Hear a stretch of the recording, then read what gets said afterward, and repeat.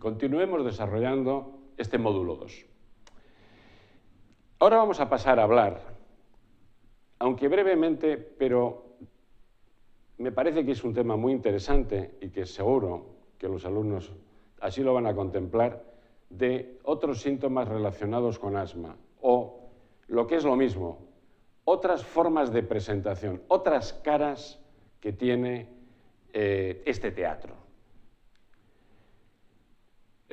Cuando estamos en los hospitales, en las unidades que hacemos neumología pediátrica y que estamos viendo muchos niños con asma, como es en nuestro caso, que nosotros atendemos alrededor de 800 casos nuevos al año y sobre 4.500 niños asmáticos, nos encontramos con otras formas de presentación. Es decir, que no nos vienen los niños porque tienen episodios de dificultad respiratoria más o menos intensos, que vienen repitiéndose en el tiempo, que tienen signos y síntomas en intercrisis, sino que nos vienen por otros cuadros.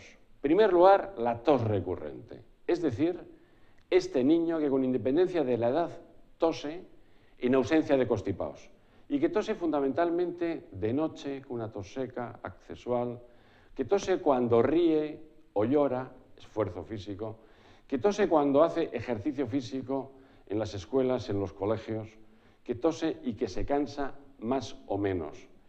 Y la tos es su único signo o síntoma. La tos recurrente, el niño que tose más de 2 o 3 semanas o que tiene episodios recurrentes de tos en ausencias de constipados, atención, que hay que descartar asma.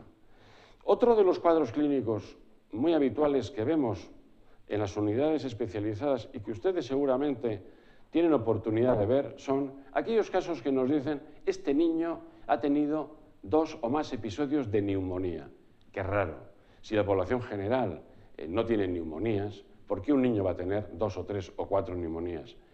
Cuando observen este fenómeno de neumonías recurrentes, piensen en asma. Cuando estudiamos neumonías recurrentes en nuestro medio, los datos estadísticos nuestros son de que cada 100 casos que nos remiten a nuestro Hospital Universitario Donostia por diagnóstico de neumonías recurrentes, el 90% son asmas. Hay un fenómeno inflamatorio que está facilitando el que determinadas bacterias u otros microorganismos muestren datos orientativos a neumonía cuando realmente lo que hay de base es asma.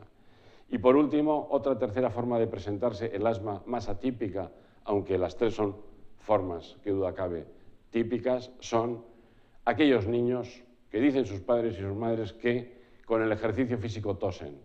Puede ser que no sea asma, pero puede ser un asma inducida por ejercicio o un asma durante el ejercicio. Pregunten a esos padres, a esas madres, a esos niños, si aparte de tener la tos con el ejercicio, también tosen a las noches con la tos seca, accesual, tosen a las mañanas al despertarse, han tenido episodios bronquiales, porque tos recurrente, neumonía recurrente y tos con el ejercicio físico son otras formas también de presentación del asma.